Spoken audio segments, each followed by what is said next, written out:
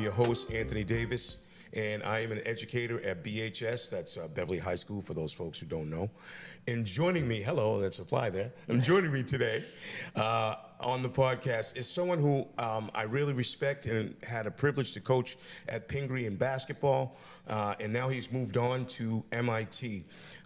Today we're going to step into the world of where code kind of meets DNA, and so my guest today, ladies and gentlemen, is Matt Theriault. Welcome, Matt, to the show. Thank you, Tony. Very happy to be here. Yeah. So as I was saying, Matt is a student at M.I.T. and he majors in a course 6-7.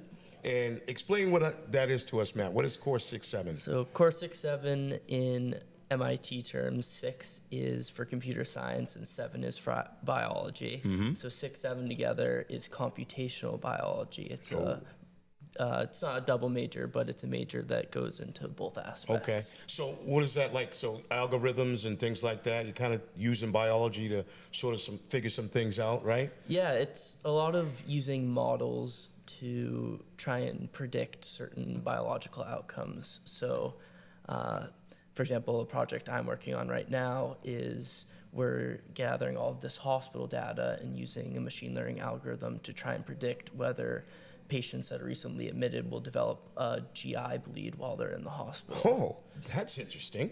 Oh man, I'm intrigued already. I really am. That's pretty cool.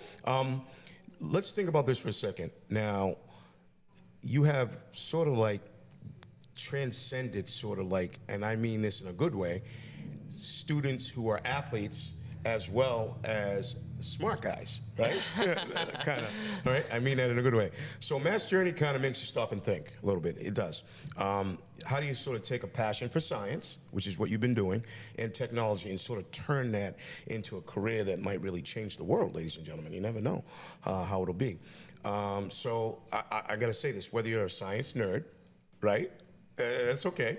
Or a future innovator, ladies and gentlemen, or just someone who really just kind of likes hearing from sharp young minds like this guy.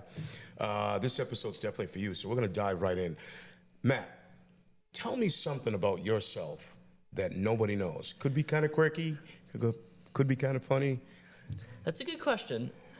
I think something, I'm not going to say nobody knows it about me, but something I tend to keep to myself is since I was 8 years old, I've actually had a chronic illness called Crohn's disease. Oh. So it's an autoimmune disorder that affects your stomach and intestines. And no kidding. Yeah. I think I knew that. I think one time we were on a bus trip and you told me a little bit about that. It might have come up on that. Just right? Shows you how close we were. Yes, sir. Yes, sir. I appreciate that. So let me ask you this. What originally sparked your interest sort of in, this type of biology, that course 6-7? What sparked that? So, funny enough, it actually stems from being diagnosed with Crohn's. Oh, so okay. There's no cure for Crohn's at this time, but there are a lot of treatments. Okay. But unfortunately, something that the treatments do is they have to tone down your immune system because it's basically Crohn's is your immune system attacking your intestines. Right. And it leaves me open to getting sick more often. Right. And when I do get sick, getting a lot more sick. Right. So I've always just wanted to try and come up with better treatments for Crohn's where we can try and get rid of those side effects, or maybe even one day hopefully work on a cure. So Definitely. That's sort of been driving me, and that got me into bio realm. And then my older brothers do a lot with AI. Wow. And so they kind of showed me what's possible with that. And Okay. now seeing AI starting to be placed into biology, I would love to sort of end up working on AI drug development, because that's where I think the future is going. That's where I think I would maybe one day get to work on. Wow, how cool is that, man? I'm very intrigued, ladies and gentlemen. I hope you are as well. And if you like our content, please subscribe to BevCam and also my YouTube channel, which is Footprints Podcast. And don't forget, we're on Spotify as well as Apple Podcasts. Why MIT, Matt? Why? What was the experience of studying there, and what's it been like for you? It's also a very good question. So, I mean, MIT especially for AI, like computational stuff, and even really for the sciences, is probably the best school in the world. So going there just gives me the most opportunities to do the things I really want to.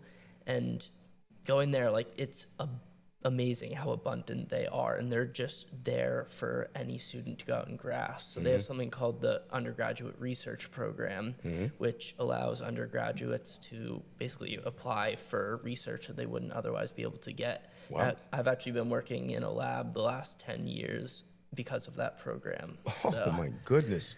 Ladies and gentlemen, we're finding out a lot about Matt Theriault today. It's really cool. I like that. So what's been your biggest sort of aha moment since starting at MIT? My biggest aha moment is, even though you really go to MIT to learn and develop the skills, really by far the most important thing about going to MIT is the people that you meet. Right. Because everyone there is brilliant in some sort of way. So if you get a few group of guys that are brilliant in a few different ways that can mesh together, like, that is where the real gold comes from MIT. So just going out, meeting these people, creating the connections, like, it was an aha moment for me to see that is really what I should be focusing on. Oh, for sure. Instead of, like, I mean, obviously I still focus on learning the stuff and the skills. No doubt, but, no doubt. You know, that's just where my head's been at. So. Okay. Well, I like that. So now we're going to switch gears a little bit. Yeah. And we're going to talk about Matt Theriault, the Pingree athlete, right? Now, check this out, ladies and gentlemen. Just so you know, right, he was a football player, and he played as a running back, and he was also MLB, which is a middle linebacker. He wore number 4 at Pingree on the varsity squad, and he served as a team captain and earned the nickname Tank. Now, how did you earn that nickname? I can kind of figure the story out, but tell us that story. How'd that come about? This is actually a very interesting story. So I got the nickname Tank in 4th grade, believe it or not. Really? And I was really small. Like, I was very small. Thank God I got a little bit of a growth spurt and lifting and all that stuff helped. I was really small. So one day I go up, it's first day, and my coach comes to me. Coach Conley, rest in peace. He ended up dying last year. Sad. Yes, he did. But he told me that he would give me any nickname that I wanted. And so I was so small, I just thought it would be funny to be called Tank. So he was like, all right, put Tank on my nameplate and everything, and started calling me it. And then a few weeks in, they started to realize, like, oh my God, this kid's small, but he actually kind of runs through people. and they were like, you know what? We'll just go along with it. We'll go with it. Ever since then. I love it. Oh, that's awesome. High five on that one. Ladies and gentlemen, he has also had a 4.0 GPA while at Pingree and had a 35 ACT score, which is amazing. Absolutely amazing. Excuse me. Now, we're going to shift a little gears because this guy was a multi-sport athlete and played basketball, and I was lucky enough to coach him for a couple of years. And he was versatile guard. He played shooting guard as well as point guard. And he was really like a force to be reckoned with when on the court. Now, shifting back to football, though, you've got some legendary football performance. You have some performance. It's an unforgettable day, ladies and gentlemen. October 15th, 2022, right? A game versus Berkshire. Matt didn't just shine. What did he do, ladies and gentlemen? He exploded. How many touchdowns did you score, sir? I scored 6 touchdowns. 6 touchdowns. A Pingree School record, by the way, ladies and gentlemen. 3 rushing touchdowns and 3 receiving touchdowns. Can you believe that? Oh, my God. 10 carries for 76 yards. Pretty good, but this is what I love. 5 catches for a whopping 198 yards. Oh, my goodness. And then he was rewarded, the lineman, with, what did you give your lineman? I'm pretty sure I brought in donuts. You did. You brought them donuts, which is really kind of cool. I love that part of it, ladies and gentlemen. That's what you do. Nice things. You always, put stuff out in the universe like Tank does, and that's a beautiful thing. Speaking of that, your parents, tell me a little bit about your parents and your upbringing. Tell me what your dad and your mom do. So my parents have had a huge influence on me growing up. Love those footprints. A little bit differently. So my mom works right now for a nonprofit called Generation. They help like underprivileged areas, the people living there, get jobs.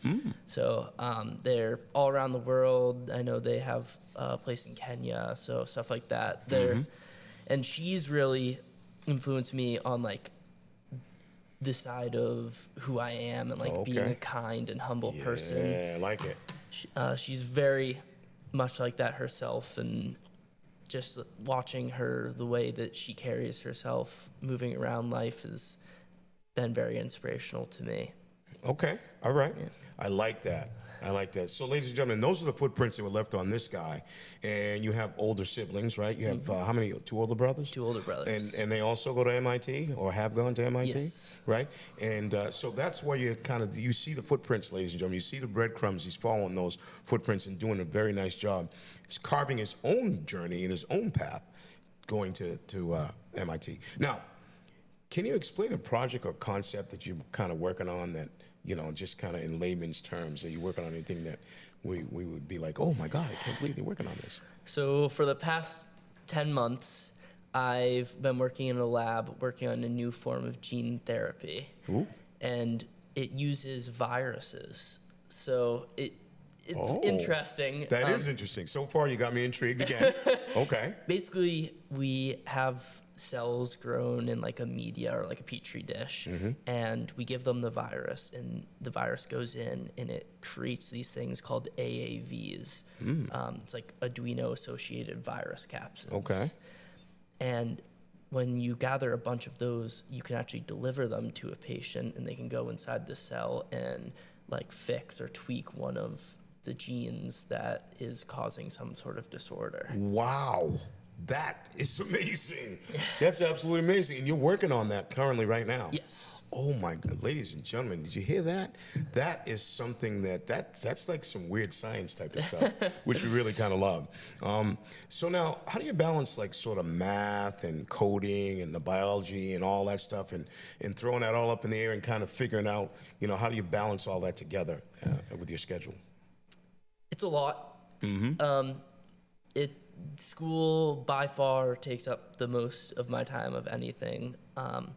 But the MIT has a very good like help program, a way to advisors and other students that can help you plan out not just like this year's classes, but your entire 4 years of school. Right. So using those programs, I'm not gonna say it's easy, but they help you make it as manageable as possible. That's pretty cool. Yeah. That's not bad at all. I mean, listen, to make something easy, that's what I try to do in my classroom, right? You kind of like modify the different like lesson plans for kids who don't quite understand, and you want to make it a little bit easy for them so they can grasp the concept of what you're trying to get over to them, right?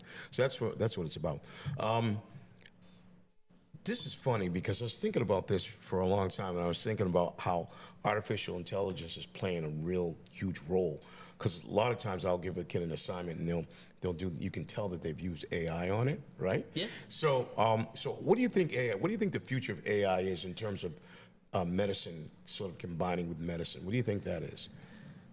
Honestly, AI is newer to the stage in medicine than a lot of the other places that we see it. So it's still sort of in its baby stages. You see it used a lot now for imaging, so computer vision, seeing images of brain scans, trying to locate tumors, stuff like that. It's really good. I'm not really sure where it can go, and that's sort of the amazing thing about it is Right. there are so many possibilities of places where you could implement. What I want to do is I want to go into AI drug development, which is I like it. pretty new.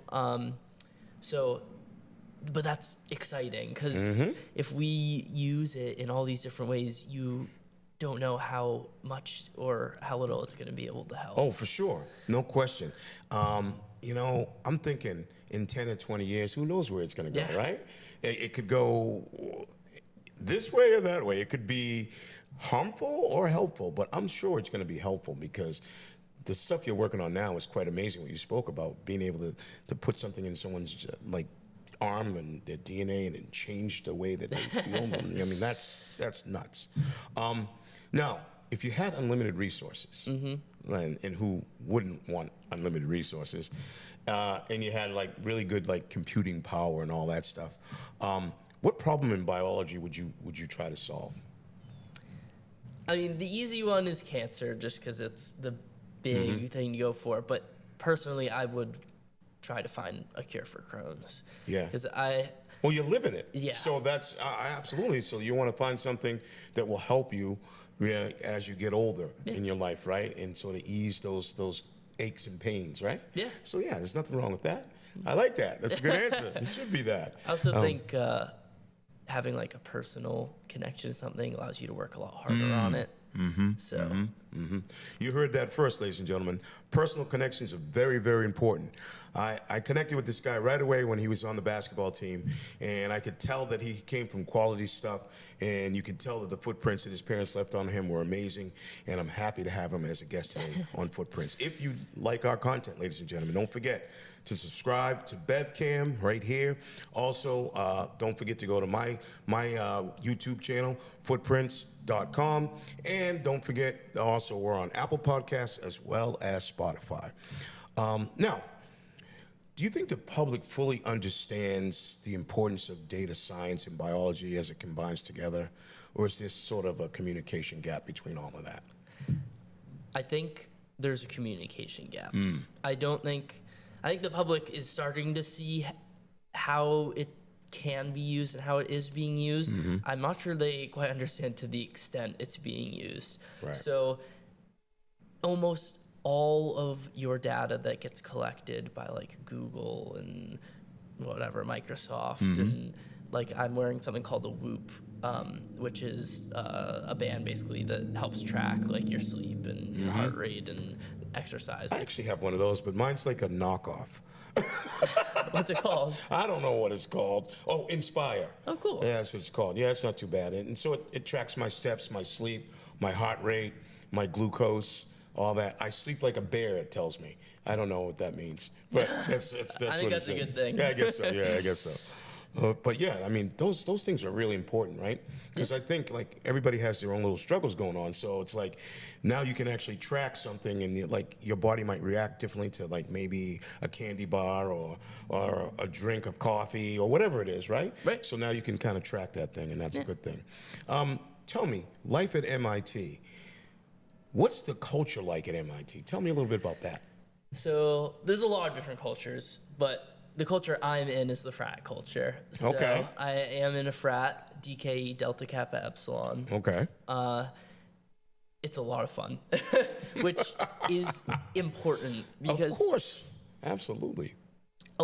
everyone at MIT works hard. Like you have to get in. So also having a space at the school that allows you to take a break, hang out with some friends, party, like that is important. Yeah. Some people might think it's a little less important than others, but I'm telling you, our unofficial motto at MIT is work hard, play hard. Oh, So, for sure. I mean, you have to. If you don't do that, if you don't like play hard, then the work is like, oh, it's so mundane, and you're back into it. And it's like, oh, but you're looking forward to doing something else, right? Which is great, and that's what you want to be able to do. What do you think the hardest class so far for you has been?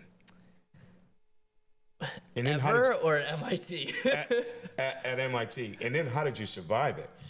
Okay, the hardest class is a class called 6-10-10, which is fundamentals of computer programming, and that is what they call a weed out class. So it's for course 6 majors who are sort of on the fringe. They make it purposefully really, really hard so that if you're on the fringe, it like pushes you out because they have enough course 6 majors. I see. All right. That's actually pretty smart. I wonder who came up with that. That's not bad. No, it's not.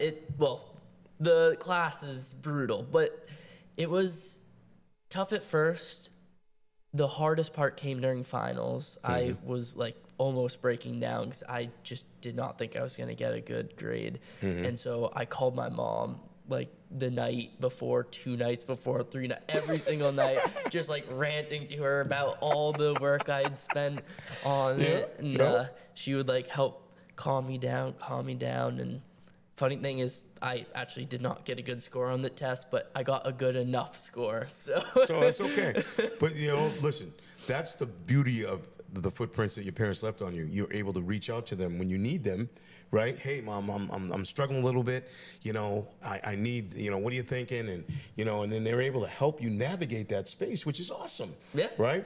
I'm very blessed to have 7 children. I'm able to do that as well.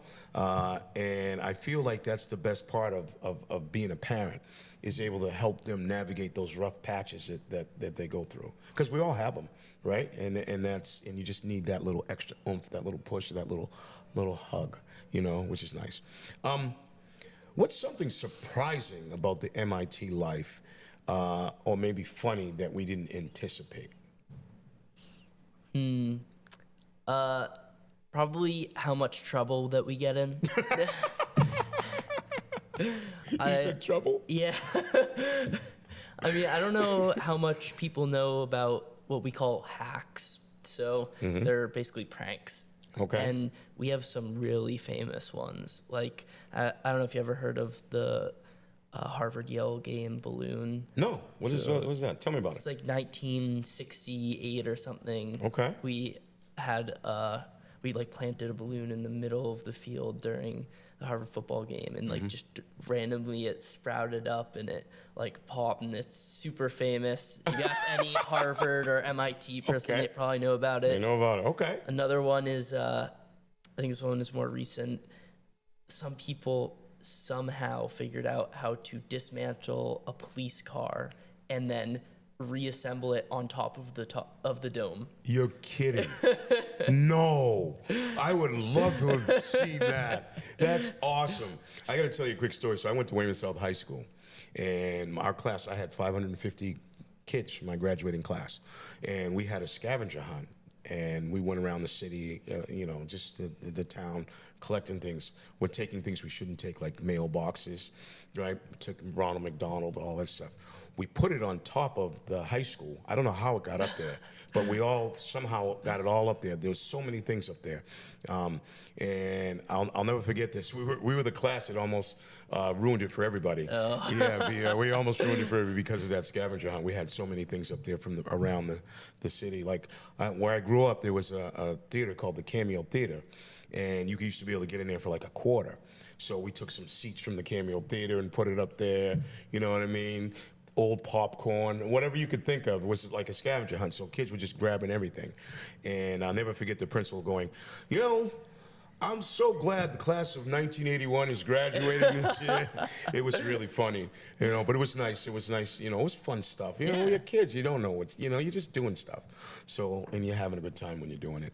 And I'm happy that you're having great fun at MIT, because that's really important too. What habits or routines help you manage the demands of being at MIT or being an MIT student? Yeah, time, like keeping track of your time is everything. So time management. Oh, for sure. Knowing when you have certain things due or certain classes. And then the biggest thing for me is like giving myself dedicated time to do work. Like, it's very easy to say, oh, I'll do work at 1, and then you go to 1, and you're like, you know what, I'll push it back. And then eventually it gets to 3, and you have another class, and you haven't actually done anything. So creating this time that it's like, if I don't have this done, like I've almost failed myself, Yeah. Creating those goals, it helps a ton, because then you start to get stuff done early. No and doubt. when you're done early in your head, that's when you can go out and have fun. You don't even need to like worry about or think about the things that you have to do. Yeah, no question. It's funny, that reminds me of what Kobe Bryant used to do. So he would train at like 4 in the morning, go home after like 2 hours, get something to eat, get back at it again around 8, 9 o'clock, train for 2 more hours till 11, right?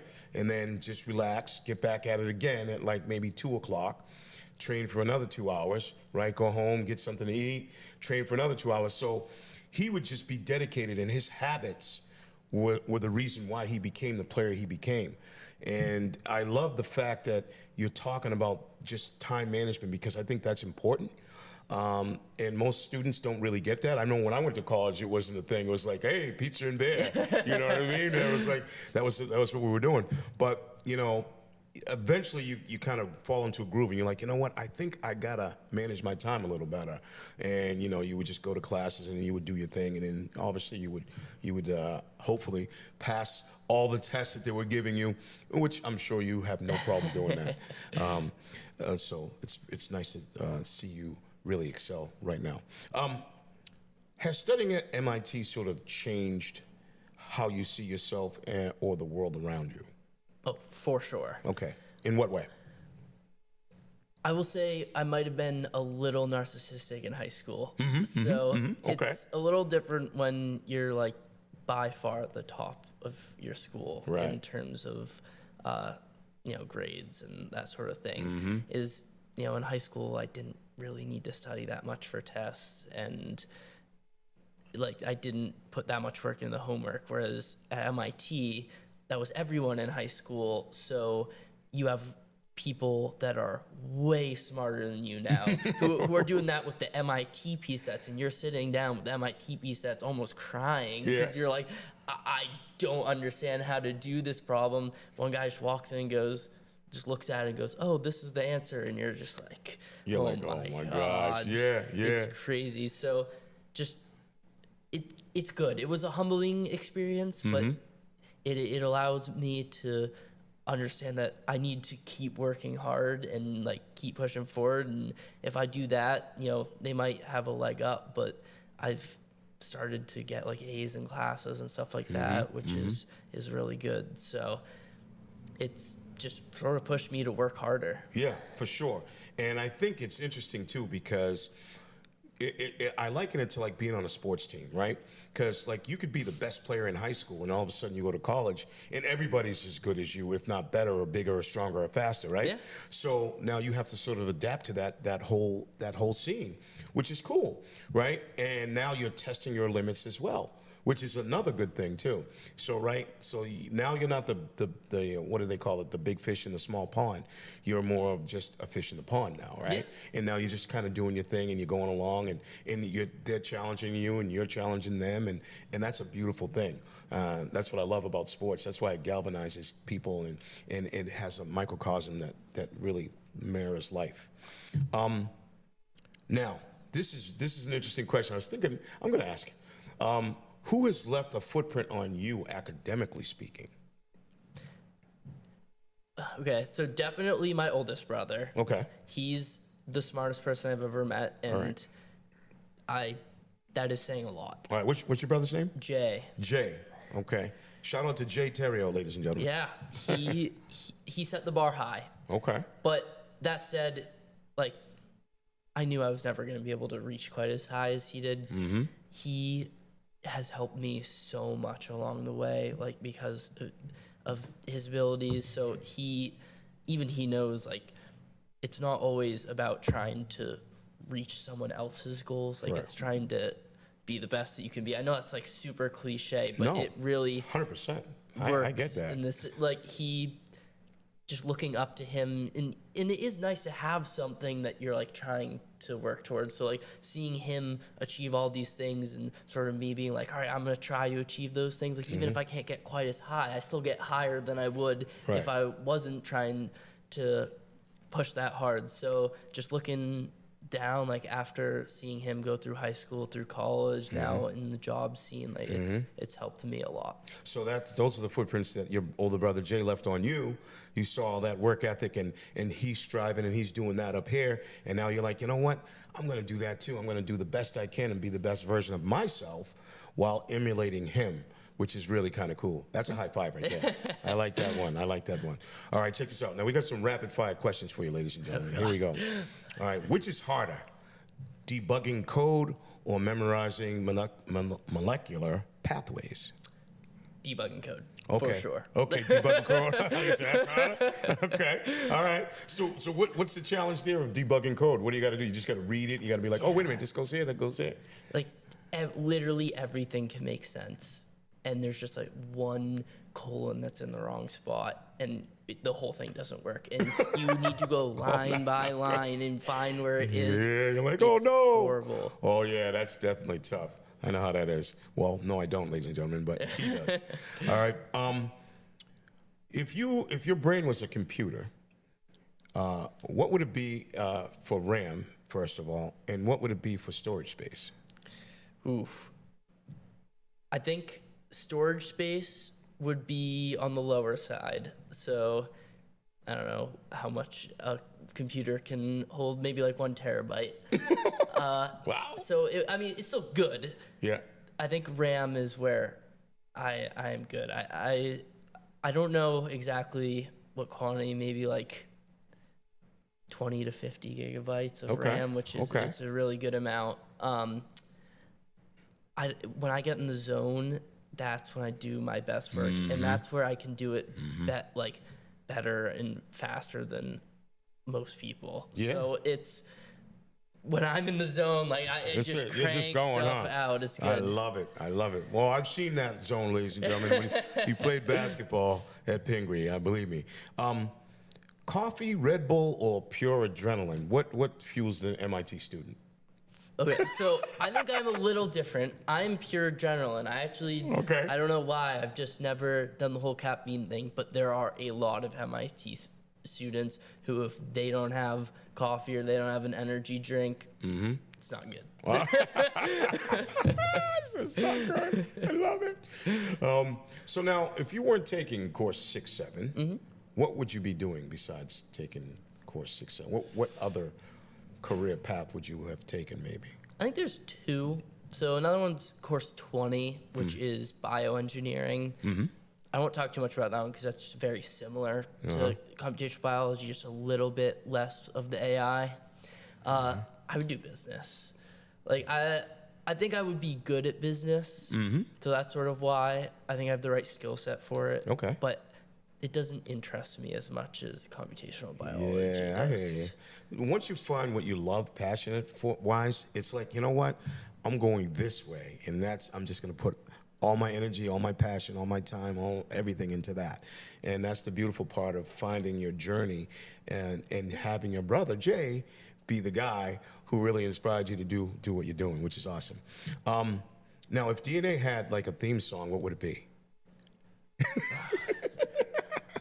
I don't know. That's probably that's a great question. I don't know. It would probably have to be something about like encoding everything. Encoding everything? I like that. So, that's the true code of human existence. I like it. I like it. You're right.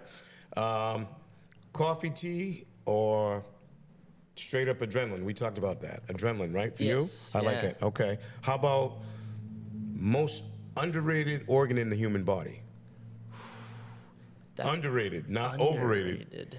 Underrated. I don't know. I think kidneys get a lot of slack because they, they do. produce urine and They do they a get lot, rid of waste. though. But you can't. If you have kidney failure, like you're gonna die. Exactly. So you need that. You need them. Yeah, no question. No, I like that one. Now, if your brain had like tabs like Chrome, sort of like, how the tabs are open, how many would be open right now? Ooh. Right now, not a ton. Not a ton. I like to think I can like focus on what I'm doing, but at any random moment, like you just catch me in my bed, 20. 20? That is crazy.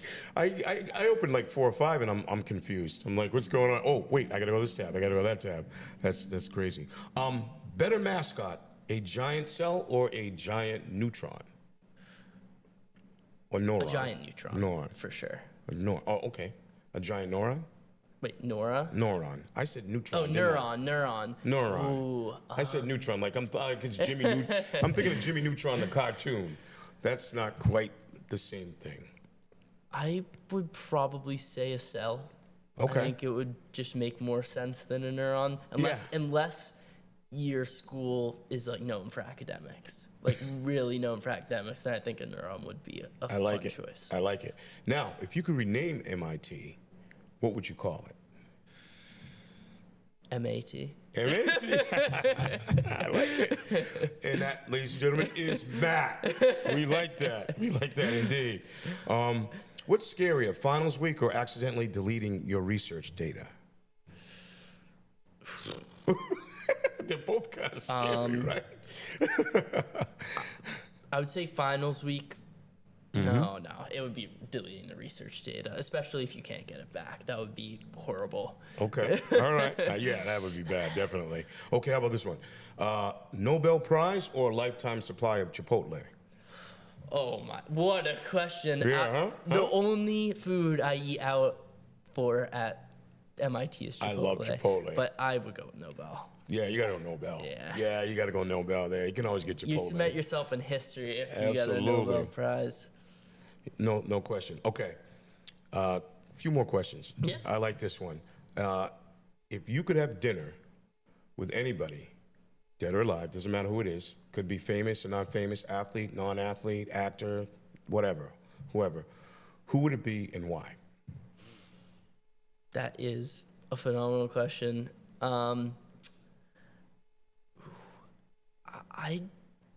So a lot of people would say like someone famous or someone like really smart, but I'm actually not sure that would be a great answer because I'm not sure I could follow them. Right. So it would just have to be someone I really like. This is going to be an interesting poll, but do you know who Ian McKellen is? Ian McKellen. Wait a minute now. He's not an actor, right? He is an actor. Okay, all So right. he plays Gandalf. Oh, And okay, he's okay. my favorite actor of Okay, all time. all right. So I would love to have dinner with him. Okay, that would be a great conversation, right? And what would you ask him? Oh, I'd just ask him everything about his experience, like filming Lord of the Rings and The Hobbit. And I'm such a nerd for Lord of the Rings. It's bad. I hear you. It's bad. I hear you. It's okay. Listen, we all have what we love to do in life, and there's no shame in being a nerd for Lord of the Rings. Believe me, I watched it too. Trust me. Well, ladies and gentlemen, that's about all the time we have for today. Again, you can find our content here on BevCam. Don't forget, also go to YouTube at footprints.podcast.com. If you want to be a guest on the show, please go to www.footprintsimpact.com. Fill out the guest form and come on and tell us your story, because everybody has a story to tell, ladies and gentlemen. And I want to know what your story is. Who left footprints on you? Again, thank Matt for being here today. Another high five before we leave. This guy's aces, and I can't wait to see what MIT produces in the next couple of years. And congratulations to you for doing all of that stuff, and thanks for being here today. Yeah, thank you so much for having me. You're welcome. Ladies and gentlemen, I always leave you with this question, but I'm going to leave you with two. Who left a footprint on you, and what are you doing with it? I'll see you next time. Have a good night. Bye-bye.